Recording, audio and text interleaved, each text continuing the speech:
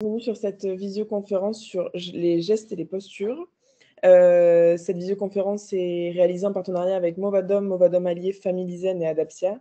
Elle est financée par la Conférence des financeurs de la prévention de la perte d'autonomie du département de l'Orne.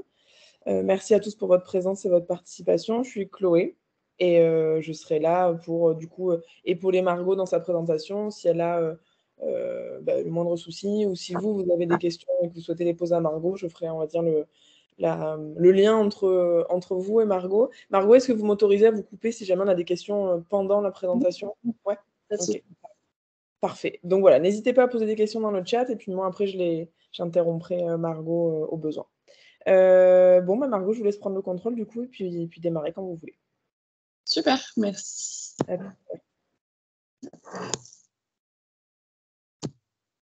Alors, effectivement, donc Margot Delalande, je suis ergothérapeute chez Adaptia. Aujourd'hui, on vous présente une session sur les gestes et postures. Donc, en introduction, je vais rappeler un petit peu le mal de dos, les causes, voilà, ce qui peut les déclencher. Et puis ensuite, on abordera les gestes et postures à adopter et aussi des aides techniques qui peuvent vous aider au quotidien pour faciliter, éviter justement d'avoir ces douleurs. Alors, pourquoi est-ce qu'on a mal au dos? Le mal de dos peut être causé par plusieurs choses. Ça peut être des tensions musculaires, ça peut être l'usure des vertèbres, donc ce qu'on appelle plus communément l'arthrose. Ça peut être aussi une compression des nerfs au niveau de la colonne, une hernie discale, etc. Il y a plein de causes qui peuvent l'expliquer. Et tout ça, je vais vous montrer sur le schéma juste après. En fait, si vous voyez sur le schéma donc à l'écran, on a sur la colonne vertébrale plusieurs vertèbres qui présentent des disques intervertébraux entre chaque. Ces disques qui sont constitués d'un noyau et d'un liquide. Et en fait, selon la position qu'on va prendre, le noyau va se déplacer d'un côté ou de l'autre. Et donc, ce liquide va permettre le mouvement. Donc, quand on va se pencher en avant sans plier les genoux, c'est là que le noyau va être écrasé et que les disques vont être écrasés et entrer en contact avec les nerfs. Donc, sur le deuxième schéma, vous voyez, les nerfs sont sur le côté droit. Et donc, ça crée un pincement au niveau des nerfs et c'est ce qui va créer la douleur. À l'inverse, quand on adopte une meilleure posture, qu'on plie davantage les genoux plutôt que solliciter uniquement le dos, le noyau peut se déplacer assez librement sans interférer avec les nerfs et donc sans créer de douleur. Alors, je ne vais pas passer à la suite. Vous n'y arrivez pas? Là, c'est bon. Il y a un petit bug. Alors, on va parler des gestes à éviter. On va éviter de se pencher en avant sans plier les genoux. Vous voyez qu'en fait, on a une courbure au niveau du dos. C'est ça qui crée la douleur au niveau des nerfs. Et quand on va porter une charge, en fait, plus elle est loin de nous et plus on va ressentir la charge au niveau du dos. Plus on va tenir la charge proche de soi et moins on va ressentir cette notion de charge et donc de douleur au niveau du dos. Même chose donc quand on fait des activités physiques au quotidien, que ce soit le jardinage, le ménage, etc. On va faire attention à cette posture, encore une fois. Voilà, même pour la lessive, par exemple, puisque donc on a des lessives qui s'ouvrent par le haut, mais celles qui ont un hublot, voilà, nécessitent de se pencher davantage. Donc, encore une fois, on a tendance à prendre des mauvaises postures. Et donc, un petit questionnaire, mais donc pour éviter que tout le monde réponde en même temps, je vais vous laisser juste un petit temps de réflexion et je vais vous donner la réponse. À votre avis, quand on souffre, qu'est-ce qu'il vaut mieux privilégier? Est-ce que c'est le repos ou l'activité? En fait, souvent, il y a des idées reçues. C'est qu'à tort, on pense qu'il faut uniquement se reposer. Et donc, en fait, c'est une idée reçue, puisqu'on va l'expliquer juste après. Le repos, uniquement le repos, ça va entraîner un cercle vicieux. Donc, quand on a des douleurs au niveau du dos, ce qu'il va falloir réussir à faire, c'est gérer l'effort. C'est-à-dire ne pas faire un maximum d'activité quand on a pas mal, en se disant bah, j'ai pas mal, donc je fais le plus possible. Par contre, quand on a mal, on fait rien du tout. Là, il y a un déséquilibre au niveau de la gestion de l'effort. Ce qu'il va falloir réussir à faire, c'est être aussi bien dans la gestion de la quantité que de la qualité du geste et de doser l'activité pour pouvoir la répartir sur toute la journée, pouvoir être actif sur toute la journée, mais en gérant la douleur. Le repos, comme je vous l'ai dit juste avant, ça peut calmer la douleur à court terme. Bien sûr, on peut se reposer un petit peu quand on a un pic de douleur, mais il faut faire attention à ne pas essentiellement se reposer parce que ça a tendance à aggraver la douleur à long terme. Pourquoi ça aggrave la douleur? Parce que souvent, quand on se repose pas forcément dans des bonnes positions, on se repose d'une mauvaise manière, ce qui fait que ça crée des mauvaises habitudes on va anticiper cette peur de la douleur, donc on va réduire nos activités, on va être davantage en inactivité, donc on va faire moins de choses, ce qui fait que le corps va se déconditionner à l'effort, donc les muscles, les articulations vont être moins sollicitées, donc vont avoir moins l'habitude de travailler. Et donc forcément, quand on va demander au corps de refaire une activité, le corps ne va plus être assez conditionné à l'effort physique, et donc on va créer des douleurs, et on va rentrer dans ce cercle vicieux de faire davantage de repos que d'activité, etc. Alors, hop, donc voilà, ça crée des contractures et des tensions, et donc c'est le cercle vicieux du déconditionnement à l'effort. Ce qui compte, c'est la qualité du geste. Alors, quand on a une douleur, on va faire attention à son geste, on va répartir l'effort sur la journée, c'est-à-dire qu'on va répartir la charge de travail, par exemple faire des pauses plus régulièrement, se reposer mais en petite quantité mais régulièrement, en faisant des gestes adaptés, ce qui va permettre de pouvoir faire nos activités habituelles sur toute la journée et d'éviter le déconditionnement. Pour le coup, là, on est dans le reconditionnement, c'est-à-dire qu'on entraîne perpétuellement le corps à s'habituer à travailler avec un faible seuil de douleur, puisque parfois, quand on a des douleurs au niveau du dos, c'est des douleurs qui ne vont jamais partir. Donc, on ne peut pas partir du principe qu'on fera les choses sans douleur. Il faut accepter de travailler avec cette douleur, mais en essayant de la gérer au maximum pour que ce soit évidemment gérable. Au niveau du repos, ce qui est important, c'est d'avoir des bonnes positions, que ce soit un repos en position debout, assise ou allongée, d'avoir des pensées positives, parce qu'évidemment, quand on a des douleurs, on est un peu dans un cheminement négatif, donc on va essayer de voir plutôt du positif, de gérer cette douleur par différents moyens, et de faire de la relaxation, de vraiment prendre un temps de repos, mais comme je vous disais, de répartir ces temps de repos sur toute la journée. Et pas uniquement de faire des grands temps de repos, puis de reprendre une activité physique intense. Pour rester en forme et pour du coup conditionner et entretenir son corps pour rester en forme malgré la douleur, vous pouvez faire des activités sportives, donc soit des activités sportives d'endurance, que ce soit de la marche à pied, de la marche nordique, du vélo, ce genre d'activité, mais aussi des assouplissements, du renforcement musculaire avec des activités un peu plus douces, comme le yoga, la gym douce, l'aquagym aussi, puisque l'activité physique dans l'eau est beaucoup plus douce pour les articulations. En tout cas, il faut vraiment réussir à rester actif et à faire une activité physique quand même régulièrement. Il ne faut pas rester assis trop longtemps. Du coup, je vous conseille de marcher au minimum quelques minutes toutes les 2 heures pour vraiment faire ce changement de position et de ne pas rester inactif trop longtemps. Au niveau des gestes à adopter. Alors, je vais vous montrer une petite vidéo après, puisque là, sur écrit, c'est peu compréhensible, mais pour bien démarrer sa journée, déjà, on va éviter de se lever trop brusquement. Les étapes à suivre pour se lever du lit de manière douce, en tout cas pour le dos, ça va être de fléchir les genoux, de se tourner sur le côté, mais en basculant et les épaules et le bassin en même temps, de ne pas faire l'un sans l'autre, puisque du coup, ça va tordre un petit peu au niveau de la colonne vertébrale et ça va pas être agréable. Et donc, on va se redresser en basculant les jambes et se lever en se penchant et en s'aidant éventuellement des bras. Et donc, en se couchant, on fera l'inverse.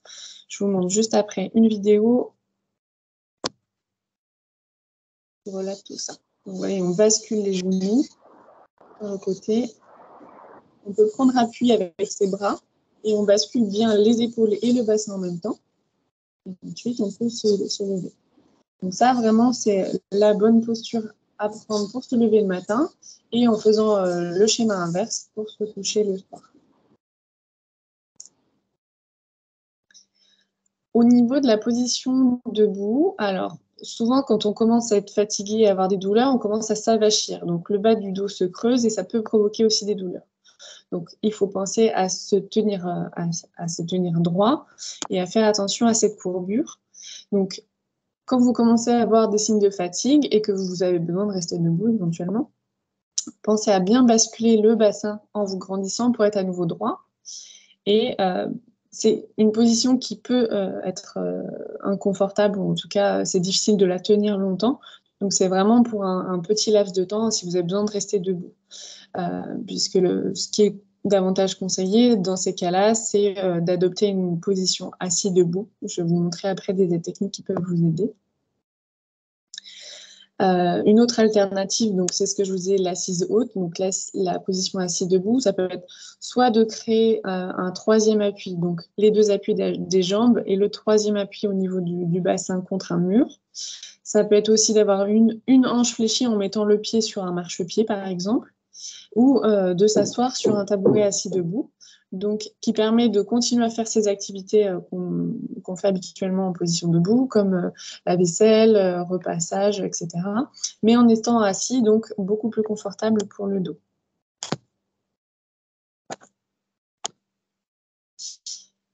Au niveau de la position couchée, alors déjà faire attention bien évidemment à sa literie, d'avoir quelque chose d'adapté pour la colonne, d'assez ferme mais confortable. Les positions conseillées, donc c'est de dormir sur le côté avec la tête soutenue par un oreiller et les jambes fléchies. Ça peut être aussi, si vous avez l'habitude de dormir sur le dos, d'avoir la tête et la nuque soutenues. Et si jamais vous avez des douleurs dans cette position-là, vous pouvez également mettre un petit coussin sous les genoux pour qu'elles soient légèrement pliées. Ça va détendre aussi au niveau de la colonne. Et si vous avez l'habitude de dormir sur le ventre, vous pouvez aussi mettre un coussin pour éviter que le dos soit trop creusé, donc un coussin au niveau de votre ventre.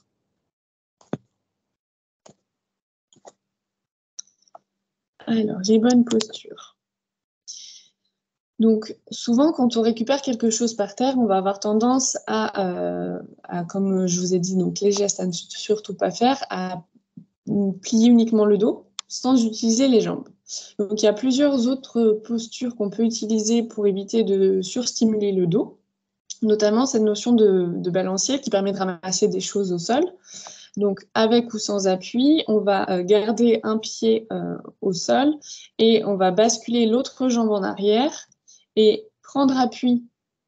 Alors, c'est-à-dire sur le schéma, pour essayer d'être un peu plus clair, la jambe gauche et le bras gauche restent en appui sur une surface. Donc, le pied au sol, la main prend appui sur un meuble, par exemple. Et du coup, la jambe droite bascule en arrière et la main droite permet d'aller attraper les choses au sol. Donc ça, c'est cette notion de balancier qu'on va utiliser pour récupérer des objets qui seraient tombés au sol, par exemple des lunettes, etc. On a également la position du chevalier servant, donc qui va nécessiter de poser un genou au sol. Et pour se relever, par contre, on va bien pouvoir prendre appui sur le genou plié et bien penser à la respiration aussi pour se relever, c'est important. Et ça, c'est une activité qui va nous permettre de faire d'autres choses au sol, comme par exemple se chausser, mais aussi faire son lit, par exemple. Parce que l'activité aussi, pour faire son lit, c'est quelque chose qui peut créer des douleurs. On est souvent dans une mauvaise position, surtout si on a un lit qui est bas. Donc, d'adopter cette position, ça permet de se rapprocher de la hauteur à laquelle on est en train de travailler, en fait. Cette notion de hauteur à s'adapter, c'est important. Si vous allez travailler en hauteur, vous allez utiliser un support pour vous élever. Et quand vous allez travailler en bas, même chose. Vous allez trouver une position pour vous rapprocher de ce que vous êtes en train de faire. On a aussi la position de la triple flexion qui nécessite de plier ses jambes donc, pour se rapprocher du sol et par exemple prendre des charges. Donc là, particulièrement, ça va être plutôt pour les courses. Donc on va bien garder le dos droit, plier les jambes, les genoux pour se rapprocher de la charge.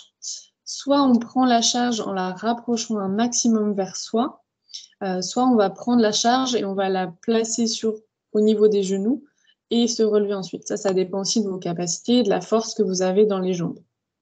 Et ce qui va être important au niveau de la charge, c'est qu'elle soit le plus proche possible de vous lorsque vous vous déplacez. Comme je vous expliquais au tout début, si vous avez une charge, un poids lourd que vous tenez à bout de bras, ça va être ressenti avec une grande intensité au niveau du dos, alors que si vous tenez la charge très proche de vous, le plus collé à votre ventre possible, ça va être moins, la charge va être ressentie comme moindre par le dos. Vous pouvez aussi utiliser un petit peu comme le chevalier servant, ce qu'on appelle les fentes latérales avant et arrière. Donc ça va permettre de faire un mouvement donc vers l'avant pour se rapprocher comme on a vu pour faire le lit. Et les fentes, ça va être de permettre de déplacer quelque chose de la droite vers la gauche, par exemple, sans avoir à faire une rotation, en tout cas une torsion au niveau de la colonne vertébrale. C'est que le dos va rester droit, on va rester face au plan de travail, et c'est les jambes qui vont travailler, qui vont permettre de déplacer un objet d'un côté vers l'autre. Ça, c'est essentiellement pour les personnes qui seraient par exemple aidantes. Si vous avez une personne de qui vous vous occupez qui est dans un lit, donc l'idéal c'est d'avoir un lit médicalisé pour pouvoir adapter la hauteur à vous, puisque du coup ça va pas être la même chose pour les personnes petites que pour les personnes qui sont grandes. Et donc là, vous allez pouvoir plier les genoux, prendre appui avec les genoux sur le support du lit. Et en fait, ça vous crée un troisième appui. Le fait de créer un troisième appui aussi permet de décharger la force, en tout cas, qui est appliquée sur la colonne vertébrale. Au niveau du mobilier à adapter. Alors, comme je vous expliquais, en fait, selon la taille qu'on fait, évidemment, on ne va pas avoir besoin de la même hauteur des objets. Pour les personnes en fauteuil roulant, donc il y a des normes qui sont appliquées pour qu'elles puissent atteindre les choses en étant en position assise. Bien sûr, après, selon la taille que vous faites, pour atteindre les choses en hauteur ou même avoir un plan de travail, sans utiliser, en tout cas sans créer de douleur au niveau du dos, il faut respecter certaines hauteurs. Donc ça, si vous avez la possibilité, par exemple, dans la cuisine ou au niveau du lavabo, dans la salle de bain, de pouvoir placer le mobilier à votre hauteur, que ça vous corresponde, c'est l'idéal, puisque du coup, ça va vous éviter, si vous êtes grand et que le mobilier est bas, de vous pencher davantage et donc de créer des douleurs au niveau du dos.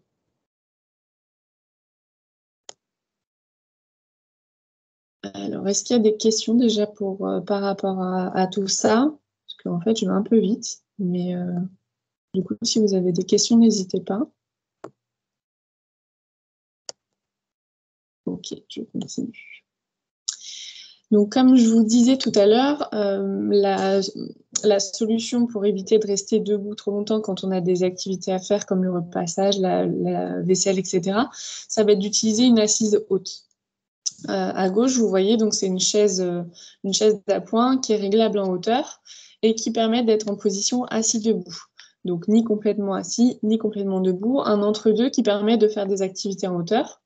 Donc ça, c'est l'idéal, comme un peu une chaise de bar, par exemple. Mais donc le fait que ce soit réglable en hauteur est quand même à privilégier. Au niveau des assises, de manière générale, alors ça dépend encore une fois de votre morphologie, puisque si vous êtes grand, il va falloir rehausser l'assise. Par contre, si vous êtes petit, faut pas forcément rehausser, puisque il faut quand même avoir les pieds qui touchent au sol. Donc, pour rehausser, en tout cas pour les personnes qui auraient besoin, qui ont des difficultés à se relever d'une assise qui serait trop basse, l'idéal, c'est que la hauteur entre le sol et l'assise, elle soit entre 45 et 50 cm de hauteur. Donc pour ça, on peut rehausser, par exemple, les lits, les canapés, on peut éventuellement changer les pieds de lit directement, en acheter des plus hauts et du coup les visser à la place. Ça permet de rehausser à moindre coût.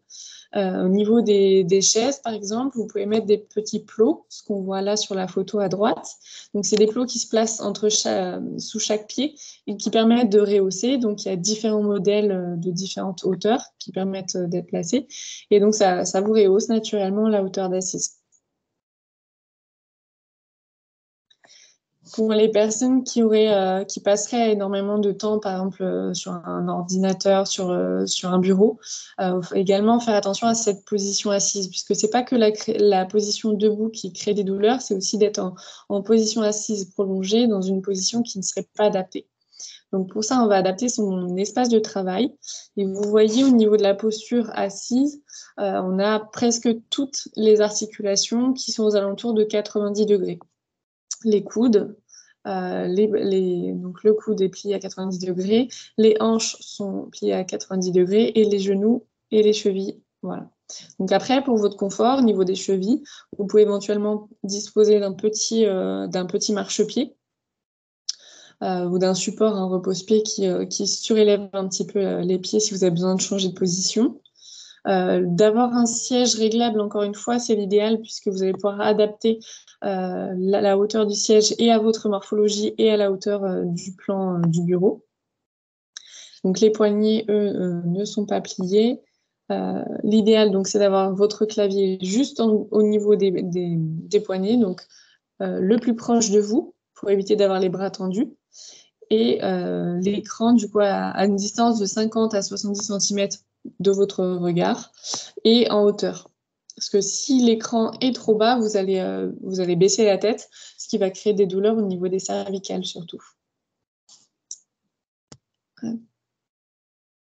Ensuite, donc là, je vais vous parler un peu plus des bons gestes à adopter quand on est aidant, quand on accompagne quelqu'un au quotidien, que ce soit pour les transferts dans le lit, dans le fauteuil, etc. Donc un peu tous les mouvements qu'on fait au quotidien en accompagnement d'une personne. La priorité, effectivement, ça va être de stimuler la personne. Pourquoi? Parce que si vous la stimulez, plutôt que de faire à sa place, ça permet à la personne d'entretenir ses capacités, donc de continuer à rester autonome. Et vous, du coup, ça diminue l'aide à apporter, donc ça vous facilite le travail et du coup, ça réduit le risque de douleur. Les principes de base, quand on accompagne donc une personne ou même quand on a un port de charge, quand on va avoir besoin de solliciter le dos, on va élargir sa surface d'appui au sol. C'est-à-dire, plutôt que d'avoir les deux pieds collés l'un à l'autre, où là, du coup, le corps peut être un peu plus bancal et moins stable, on va agrandir la surface d'appui, donc on va écarter les pieds l'un de l'autre pour avoir un meilleur appui au sol. On va travailler près de soi. Donc, ce que je vous disais, on va essayer d'avoir la charge le plus proche de soi possible, parce que plus elle va être loin, plus la charge va être ressentie par la colonne vertébrale. On va contrôler sa région lombaire. Comme je vous disais, garder bien le dos droit, essayer de gainer, donc de travailler les abdos pour garder le dos droit et stimuler surtout les jambes. On va utiliser un troisième appui, donc les deux jambes constituent un appui. Le troisième appui peut être fait par une main. Ça peut être par un appui du bassin sur un meuble, ça peut être un appui du front sur un meuble. En fait, comme je vous disais, le fait d'avoir un troisième appui, ça répartit la charge. Donc, forcément, il y a moins de charge plus il y a d'appui, moins il y a de charge, pardon. Et donc, on va utiliser tout son corps pour faire contrepoids, pour faire balancier, plutôt que uniquement le dos. On ne va pas basculer uniquement le dos en arrière, on va utiliser tout son corps pour faire le contrepoids. Alors, par exemple, pour le retournement au lit, vous voyez, donc la personne en bleu, c'est la personne aidante, la personne en rose, c'est la personne aidée. C'est une personne qui est au lit et pour permettre de retourner la personne sur le côté, donc on va remonter ses genoux, on va plier ses genoux. On va venir prendre l'aidant va venir mettre sa main au niveau de l'épaule et du bassin et on va basculer les deux en même temps vers soi. Donc ça, sans effort. Encore une fois, en réglant la hauteur du lit si possible, si c'est un lit médicalisé. Sinon, vous pliez les genoux pour être à bonne hauteur. Et puis, du coup, vous vous rapprochez un maximum du lit. Et du coup, là, c'est les bras qui rapprochent de soi. Là, il n'y a pas du tout de charge ni d'effort physique important à faire. La translation couchée, par exemple, si vous avez une personne qui est descendue en bas du lit et qu'elle a besoin d'être remontée, même chose, vous allez lui demander, si elle peut le faire, de plier ses genoux. Vous allez maintenir éventuellement au niveau des chevilles s'il y a besoin, si la personne n'est pas en capacité de garder ses jambes pliées. Et si elle peut, vous allez lui demander de prendre appui sur ses mains et de pousser sur ses jambes pour remonter. Et sinon, vous pouvez la guider. Dans cette position-là, je vais vous présenter après du matériel, mais vous pouvez aussi utiliser ce qu'on appelle un drap de glisse. C'est-à-dire qu'en mettant un drap de glisse sous la personne allongée, en pliant ses jambes et en lui demandant de faire l'effort de se remonter dans le lit, ça va glisser tout seul et donc, encore une fois, vous n'allez pas avoir d'effort à faire. Donc, vous voyez, même chose. Donc là, c'est encore le rehaussement couché. Donc la personne prend appui pour se relever, pour remonter dans le lit. Et sur la troisième image, vous voyez, donc c'est la personne qui fait ce qu'on appelle la fente latérale. Donc on était plutôt à droite avec les deux jambes écartées. Et pour ramener la personne sur le côté gauche, du coup, on va utiliser la fente pour toujours avoir le poids en face, en tout cas la chose dans laquelle on est en train de faire, d'avoir toujours face à soi. Donc pour ça, on va utiliser la fente pour se déplacer sur le côté gauche. Et encore une fois, le dos est droit, c'est les jambes qui travaillent davantage. Donc là, c'est le geste décomposé. Vous voyez que pour soulever le bassin, encore une fois, on plie les genoux, on maintient les chevilles s'il y a besoin. Et en fait, la personne va prendre appui et pouvoir soulever le bassin. Par exemple, si vous avez besoin d'enfiler un pantalon, ce genre de choses.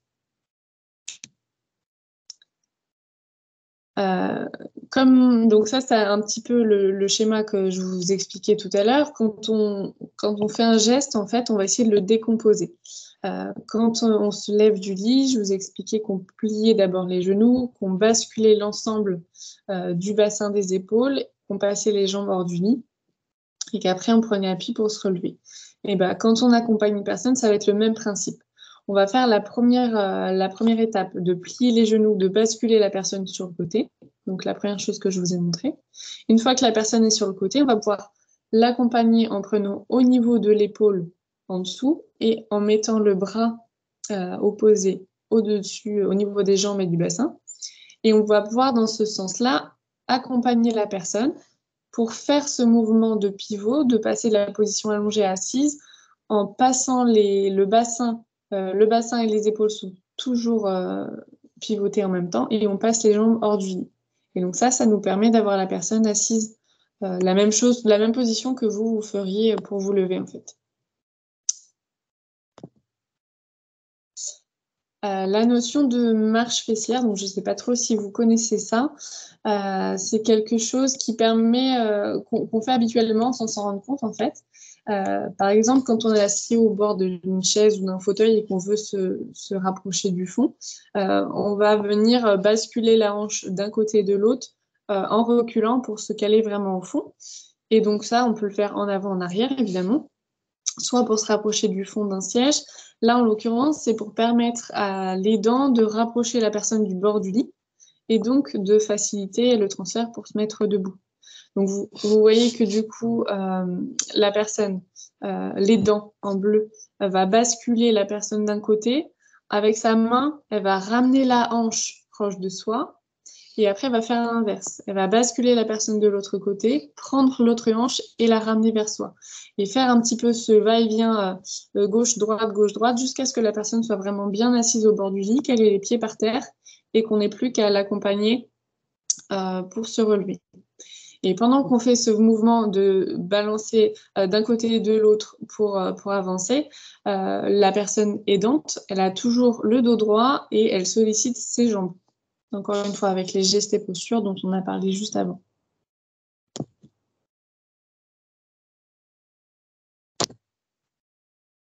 Donc ça, c'est le même principe et en marche arrière. Donc la personne est assise au bord du lit et on va refaire ce mouvement de bascule jusqu'à ce que la personne soit remontée et vraiment, du coup, reculée dans le lit. Ça, ce serait le même principe dans un fauteuil ou un fauteuil roulant, par exemple. Un fauteuil roulant, encore, vous pouvez aussi le basculer en arrière et du coup, ça va faciliter le fait de ramener la personne en arrière. Vous basculez le fauteuil vers vous en arrière et puis du coup, vous n'avez plus qu'à saisir, si vous pouvez, le pantalon, par exemple, pour ramener un petit peu la personne en arrière au fond du fauteuil. Pour le transfert assis debout, encore une fois, vous voyez, on sollicite davantage les genoux, les jambes que le dos. Le dos reste droit. Donc, on va venir encadrer les jambes de la personne en pliant les genoux, en se rapprochant d'elle. On va venir saisir au niveau du bassin. L'avantage, si on a un vêtement, donc on peut prendre appui sur ce vêtement. Et on va demander à la personne soit de prendre appui, enfin en tout cas de se saisir soit autour du cou, ce qu'on appelle un câlin, ou alors au niveau de la taille. Du coup, ça va permettre à la personne de se pencher en avant, de la rapprocher de vous et donc de faciliter le transfert. Que après, vous allez travailler avec les jambes pour remonter et en saisissant du coup le vêtement à l'arrière, ça va être plus facile.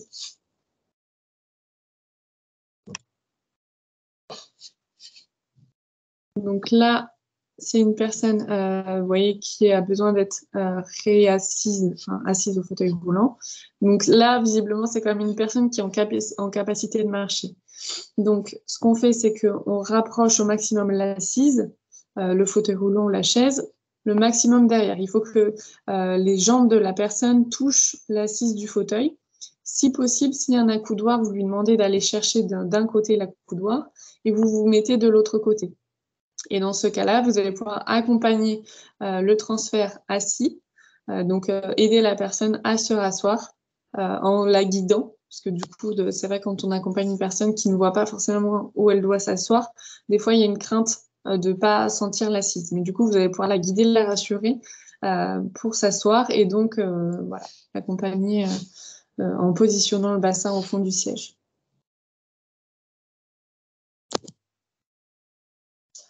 L'aide à la marche, donc si vous avez quelqu'un qui déambule, qui a des troubles de l'équilibre, vous voyez qu'en saisissant donc d'un côté, vous avez un bras qui maintient le coude plié et l'autre bras, donc la main, qui saisit la main de la personne aidée.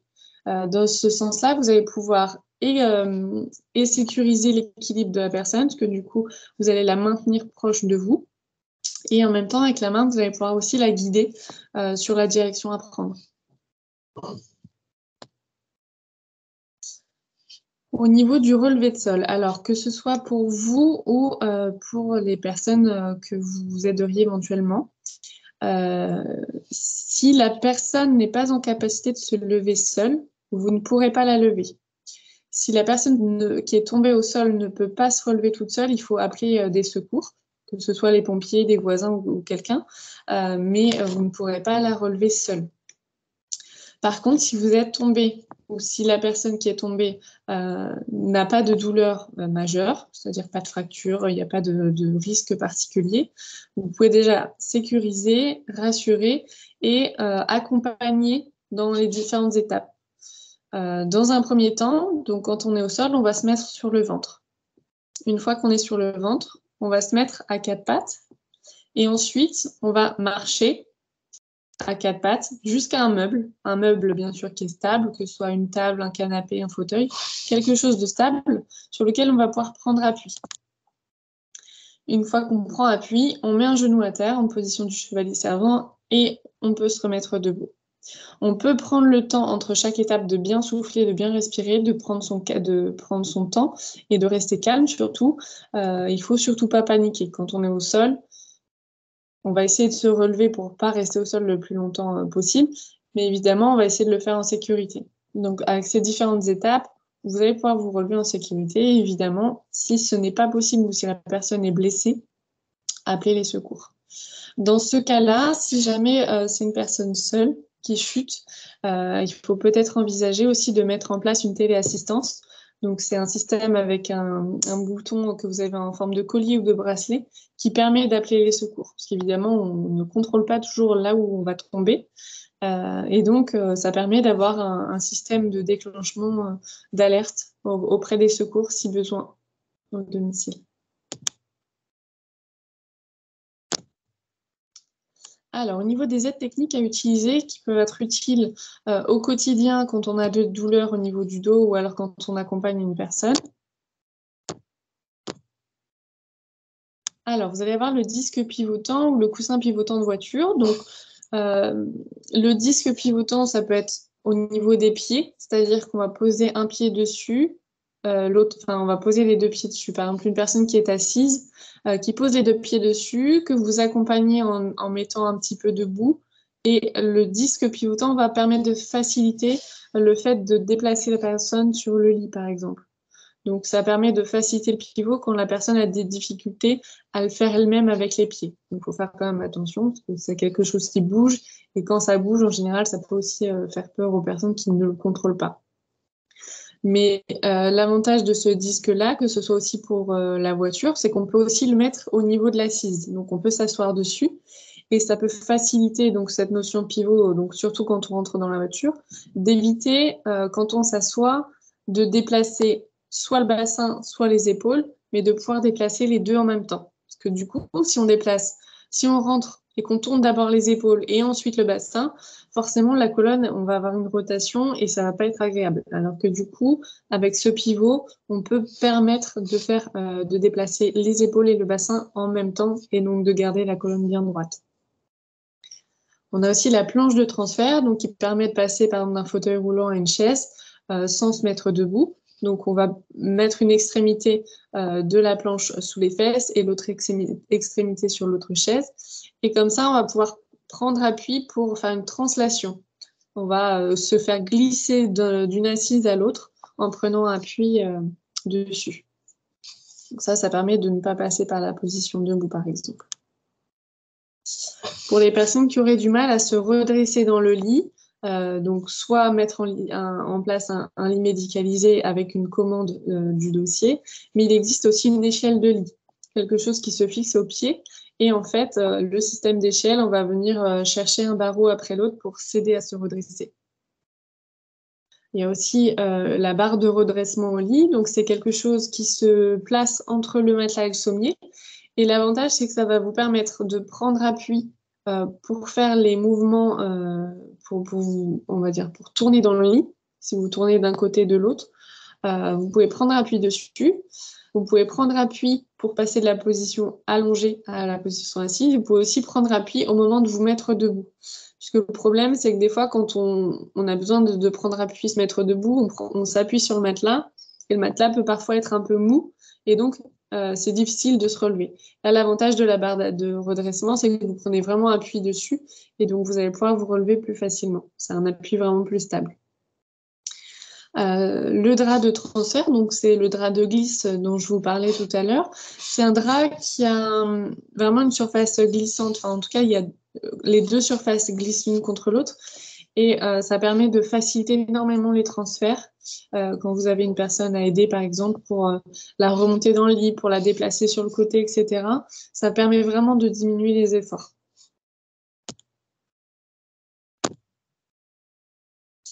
Alors, je vous montre une petite vidéo sur la barre de redressement au lit pour que vous voyez un peu plus concrètement à quoi ça ressemble.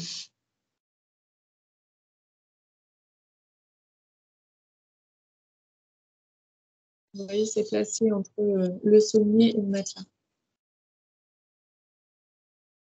Il n'y a pas besoin que ce soit forcément médicalisé, ça s'adapte sur tous les types de lit.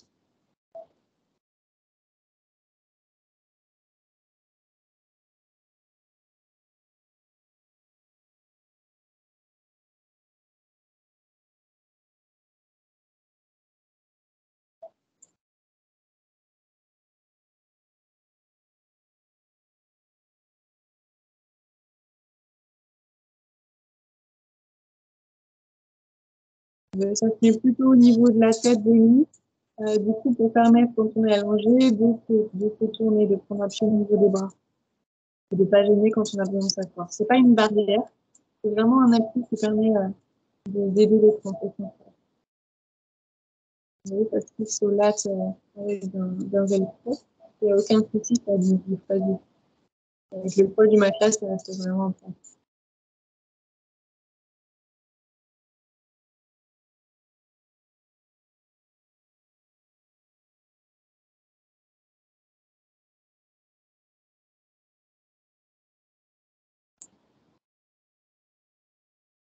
Donc, évidemment, si c'est sur un lit localisé, il ne faut pas changer de la fonction de relèvement. Vous voyez, ça peut se faire en complément d'une barrière de lit, ça ne gêne pas. Ça permet de faire uniquement de se retourner dans le lit, mais aussi de faire le transfert.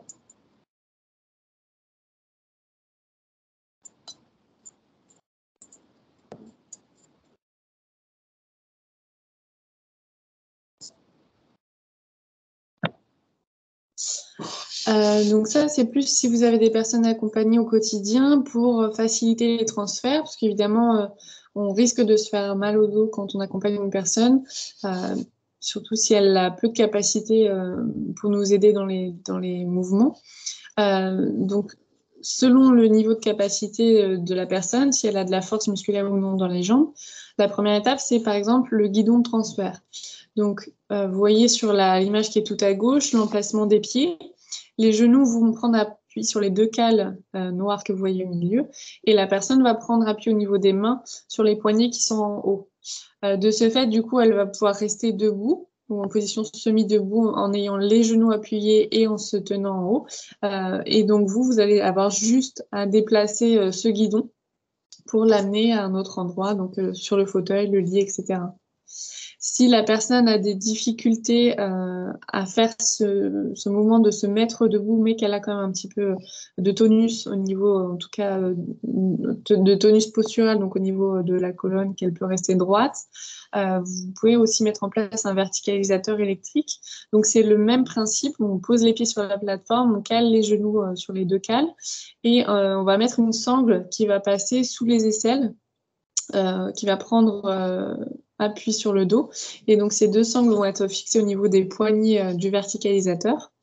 Et avec la commande électrique, de ce fait, si la personne ne peut pas se lever, la commande électrique permet de lever la personne au moins en position semi-assise, le temps de déplacer le verticalisateur jusqu'à l'amener sur une autre chaise ou le lit, etc.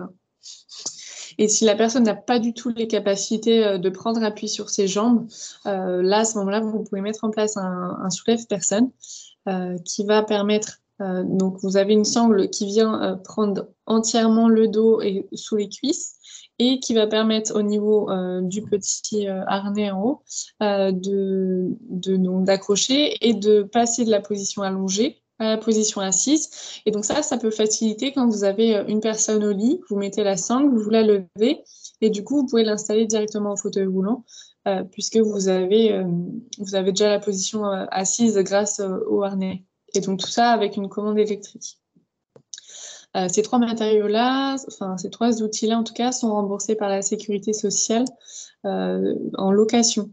Donc, comme des fois l'état de la personne peut être évolutif, on ne va pas acheter un matériel et le garder s'il est plus adapté. Donc, on peut aussi l'avoir en location, remboursé par la sécurité sociale sur présentation d'une ordonnance. Et du coup, le retirer quand on n'a plus besoin. Une vidéo pour vous montrer un peu le principe du guide. Vous voyez là, la difficulté quand on est dans le risque qu'on a de faire mal au dos, de blesser aussi la personne, quand on n'a pas la force, qu'on n'a pas des outils adaptés, et de mettre en place des outils qui peuvent vous aider au quotidien, sécuriser la personne, mais aussi vous éviter de créer des problèmes de santé. Vous voyez, la personne a la capacité de venir chercher. Pour sécuriser, on va mettre une sangle sur les fesses si jamais elle faiblit au niveau des jambes. On va pouvoir pivoter directement avec le guidon, on enlève la sangle et la personne prend un coup et on va pouvoir l'accompagner pour qu'elle se rassoie.